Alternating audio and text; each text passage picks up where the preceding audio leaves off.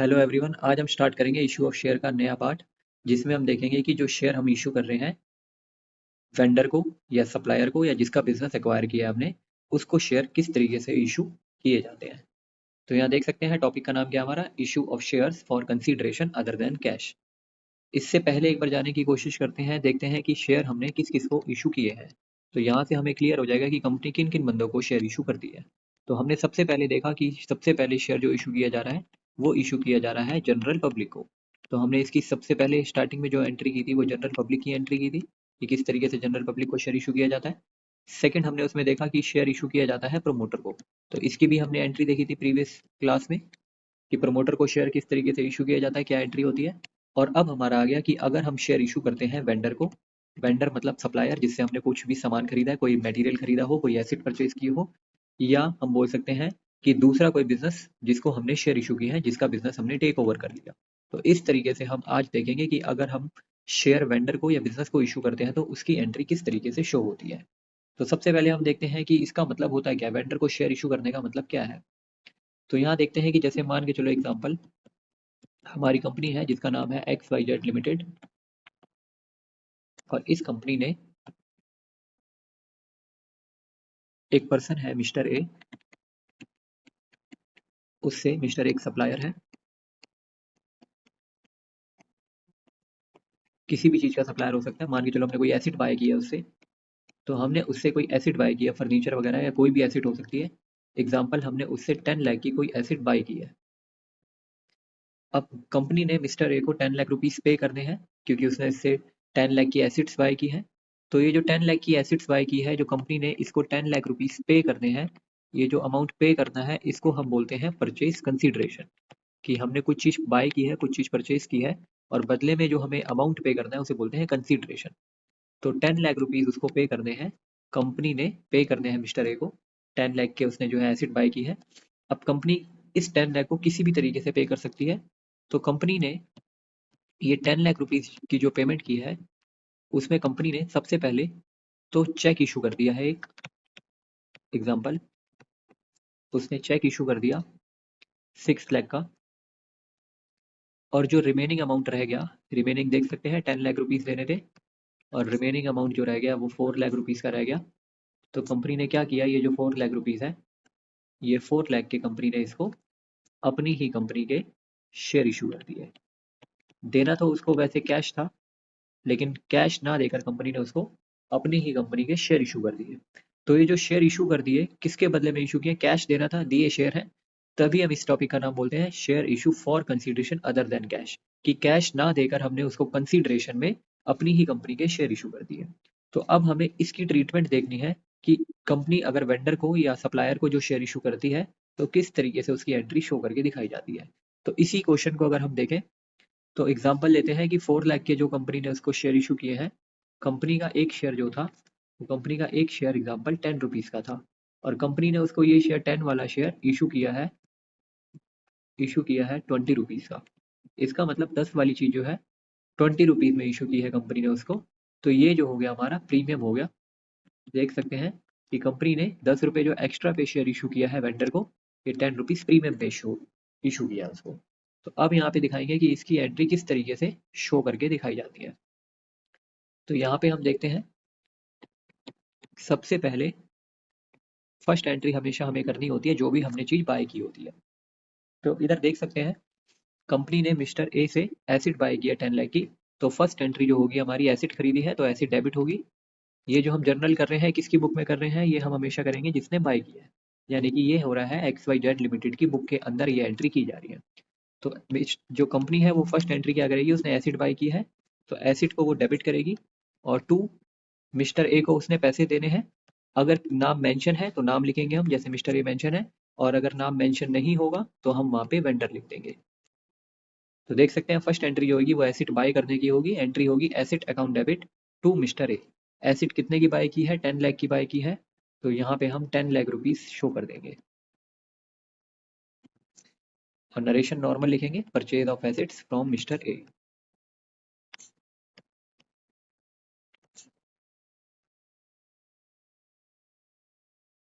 Second entry जो होगी हमारी, सेकेंड एंट्री में देखेंगे कि वेंडर को सबसे पहले कंपनी ने क्या किया, चेक इशू किया है 6 लाख का। तो उस कंपनी किस चीज़ की एंट्री करेगी, चेक की। किसको पैसे दिए हैं, मिस्टर ए को। तो मिस्टर ए क्या हो जाएगा, डेबिट हो जाएगा। और चेक से पेमेंट किया है तो इसका मतलब अमाउंट जो है बैंक से कटा है, तो टू बैंक अकाउंट की एंट्री हो जाएगी। 6 लाख रुपीज़ जो है वो हमारा बैंक से पेमेंट हो जाएगी। तो ये हमारी सेकेंड एंट्री हो जाएगी। Mister A account debit to bank account 6 lakh, narration में नॉर्मल लिख देंगे, पेमेंट मेड बाय चेक।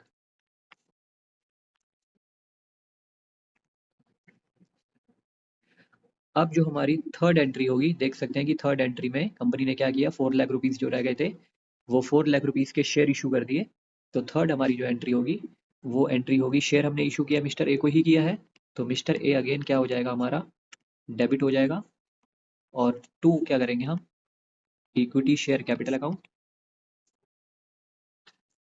और टू, क्योंकि हमने शेयर सिक्योरिटी प्रीमियम पे दिया, एक्स्ट्रा पे दिया है, तो टू सिक्योरिटी प्रीमियम अकाउंट।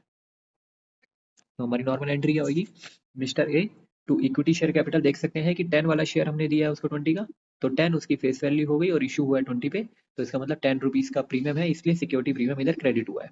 और हमने शेयर इशू किया है, तो इसलिए जो इक्विटी शेयर कैपिटल है उसे हमने क्रेडिट किया।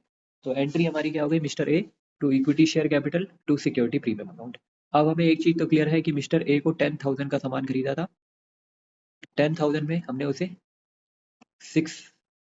6 लाख तो जो है चेक से दे दिए, बचे 4 लाख। तो यहाँ हम 4 लाख रुपीज़ लिखेंगे। अब बात आती है कि इक्विटी शेयर कैपिटल में कितना अमाउंट आएगा और सिक्योरिटी प्रीमियम में कितना आएगा। तो हम सबसे पहले क्या करेंगे, यहाँ पे नंबर ऑफ इक्विटी शेयर्स निकाल के दिखाते हैं कि हमने सामने वाले को शेयर तो दिए हैं, शेयर दिए कितने हैं। तो नंबर ऑफ इक्विटी शेयर हमें ऐसे निकाल के दिखाना है एग्जाम में, नंबर ऑफ इक्विटी शेयर, इसका फॉर्मूला क्या होता है निकालने का, कैसे निकलेंगे, अमाउंट ड्यू अपॉन में value of share. Amount due का मतलब हो गया कि कितने पैसे हमने देने हैं। तो यहाँ देख सकते हो 6 लाख तो दे दिया, 4 लाख देने हैं अभी, तो यहाँ पे हमारा आ जाएगा 4 लाख अमाउंट। और अपॉन में value of share, value of share का मतलब होता है कि कितने रुपए का शेयर उनको इशू किया जा रहा है। तो यहाँ देख सकते हैं कि 20 रुपीज़ का शेयर इशू किया जा रहा है, तो डिवाइड में आ जाएगा हमारा 20। यहाँ से हमारे नंबर ऑफ इक्विटी शेयर निकल जाएंगे, ये हमारा कट हो गया।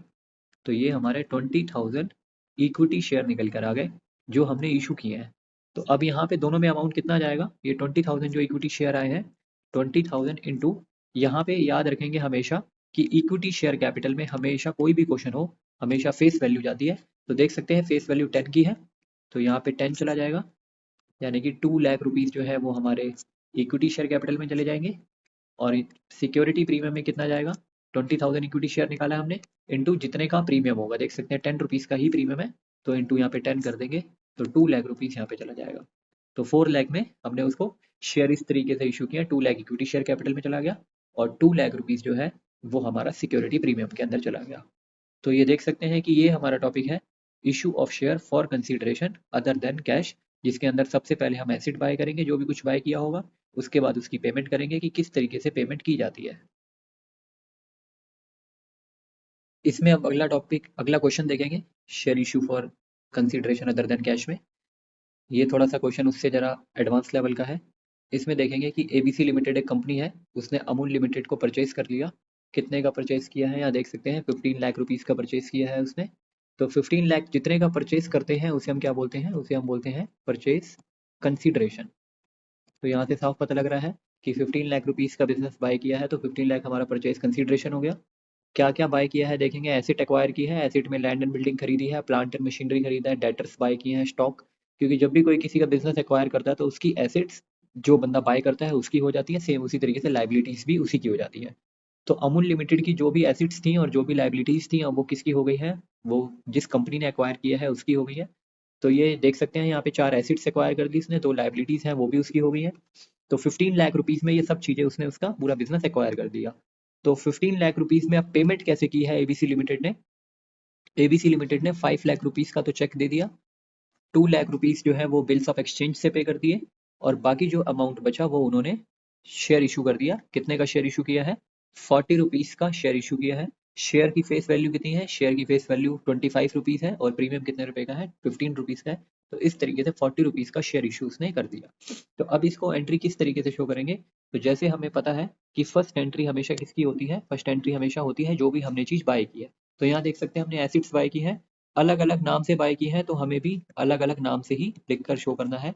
जैसे सबसे पहले हमने लैंड एंड बिल्डिंग बाय की है, तो land and building account debit हो जाएगा। उसके बाद हमने प्लांट एंड मशीनरी एक्वायर की है, तो plant and machinery account debit हो जाएगा। उसके बाद हमने डेटर्स बाय किए हैं, तो डेटर्स अकाउंट डेबिट हो जाएगा। फिर हमारा स्टॉक एक्वायर किया है हमने एसिड के अंदर, स्टॉक अकाउंट डेबिट हो जाएगा।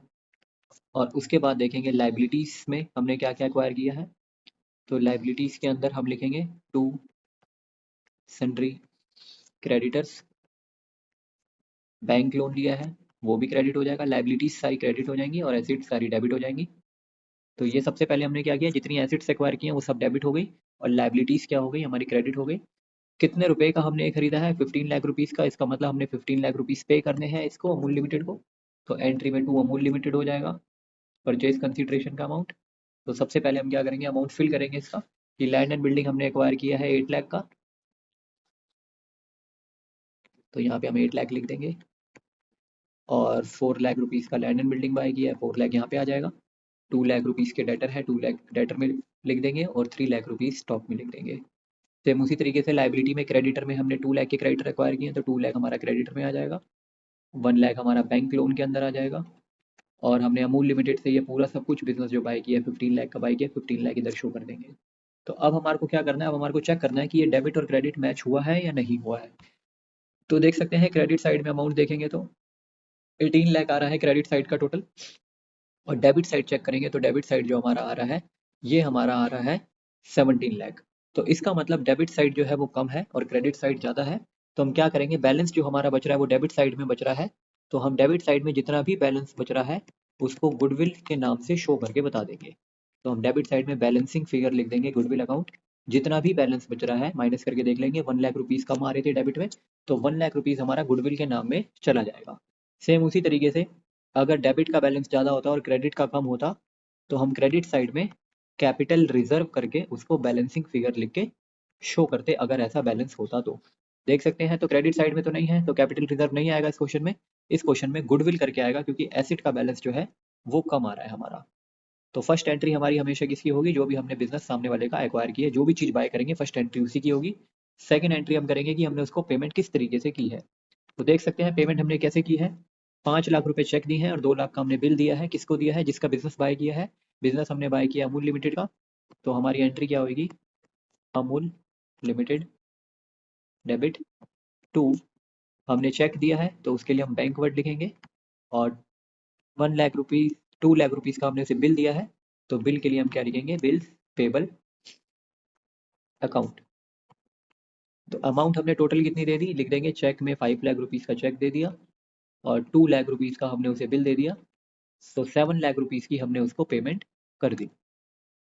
15 लाख पेमेंट करनी थी, 15 लाख के अंदर हमने 7 लाख उसे दे दिए चेक और बिल्स पेबल से। बाकी जो बचे उसके अमाउंट वो हमने उसको क्या दे दिए, शेयर इशू कर दिए। तो थर्ड एंट्री जो होगी हमारी वो होगी शेयर की। तो थर्ड एंट्री हम शेयर की करके दिखाते हैं। तो थर्ड एंट्री में लिखेंगे Amul limited debit to equity share capital account. और देख सकते हैं कि ये शेयर जो है प्रीमियम पे इशू हो रहा है, तो क्रेडिट में हमारा क्या आ जाएगा, प्रीमियम आ जाएगा to security premium account. Same सबसे पहले हमें क्या काम करना है, सबसे पहले हमें नंबर ऑफ इक्विटी शेयर्स निकालने हैं कि सामने वाले को हमने कितने इक्विटी शेयर्स इशू किए हैं। तो नंबर ऑफ इक्विटी शेयर कैसे निकलेंगे, सेम फॉर्मूला रहेगा हमारा, amount due upon value of share, कि कितने पैसे हमने देने हैं और एक शेयर कितने रुपए का हम दे रहे हैं। तो 15 लाख में 7 लाख तो हमने दे दिए, अब कितने अमाउंट देना है हमने, उसे 8 लाख रुपीज अमाउंट देना है। तो 8 लाख ऊपर रखेंगे और डिवाइड में number of value of share, कि कितने शेयर दे रहे हैं, वैल्यू क्या है शेयर की, 40 रुपीज़ का शेयर दे रहे हैं, तो 40 डिवाइड में आ जाएगा। तो यहाँ से हमारे नंबर ऑफ शेयर्स आ जाएंगे। तो यहाँ से देख सकते हैं कि हमारे 20,000 इक्विटी शेयर निकल कर आ गए। तो अब यहाँ पे हमें अमाउंट कितना लिखेंगे, 8 लाख रुपीज़ देने हैं, तो यहाँ तो 8 लाख आ जाएगा। और शेयर्स में कितना आ जाएगा हमारा, 20,000 शेयर दे रहे हैं, 20,000 इंटू एक शेयर कितने का दे रहे हैं 25। यहाँ हमेशा क्या आती है, फेस वैल्यू आती है इक्विटी शेयर कैपिटल में, तो 25 से मल्टीप्लाई करेंगे, ये आ जाएगा 5 लाख। और सिक्योरिटी प्रीमियम में जितने का प्रीमियम है, सिक्योरिटी प्रीमियम 15 रुपीज़ का है, तो 15 से मल्टीप्लाई करेंगे 3 लाख रुपीज़ इधर आ जाएगा। तो इस तरीके से 8 लाख की उसकी पेमेंट हो जाएगी। तो हम यहाँ देख सकते हैं कि ये अगर कोई किसी का बिजनेस एक्वायर करता है तो किस तरीके से एंट्री होती है। सबसे फर्स्ट एंट्री हमारी होगी कि जो भी हमने उसका बाय किया है, एसिड्स बाय की है, पूरा बिजनेस बाय किया है, तो एसिड्स सारी हमारी डेबिट हो जाएंगी और लाइबिलिटीज हमारी जो है क्रेडिट हो जाएंगी। और जितने रुपए हमने उसको पे करने हैं सामने वाले को, जिसे हम परचेज कंसीडरेशन बोलते हैं, उसे भी क्रेडिट करते हैं क्योंकि वो अमाउंट हमने पे करना है। तो एसिड डेबिट, लाइबिलिटी क्रेडिट और परचेज कंसीडरेशन भी क्रेडिट हो जाएगा हमारा। उसके बाद हम सेकंड एंट्री जो करेंगे वो करेंगे हम कि कितना अमाउंट पे कर रहे हैं। तो हम देख रहे हैं कि अमाउंट कितना पे कर रहे हैं। जो चेक से पेमेंट कर रहे हैं तो उसके लिए एंट्री हम बैंक अकाउंट को क्रेडिट कर देंगे। और अगर बिल्स से पेमेंट कर रहे हैं हम तो बिल्स पेबल करके आ जाएगा, वो क्रेडिट हो जाएगा। और बाकी जो अमाउंट बचेगा वो शेयर से पे हो रहा है, तो शेयर की एंट्री हो जाएगी, शेयर कैपिटल को क्रेडिट कर देंगे, जिस बंदे का बिजनेस बाय किया उसे डेबिट कर देंगे। अगर नॉर्मल फेस वैल्यू पे ही शेयर इशू हो रहा है तो सिक्योरिटी प्रीमियम को क्रेडिट करने की जरूरत नहीं है। लेकिन अगर शेयर जो है प्रीमियम पे इशू हो रहा है तो हमें सिक्योरिटी प्रीमियम को क्रेडिट करके शो करना है। और नंबर ऑफ इक्विटी शेयर सबसे पहले हमें याद रखना है कि नंबर ऑफ इक्विटी शेयर्स निकालने हैं, उसी से हमें अमाउंट को मल्टीप्लाई करके दिखाना है कि एक शेयर कितने का इशू हुआ है।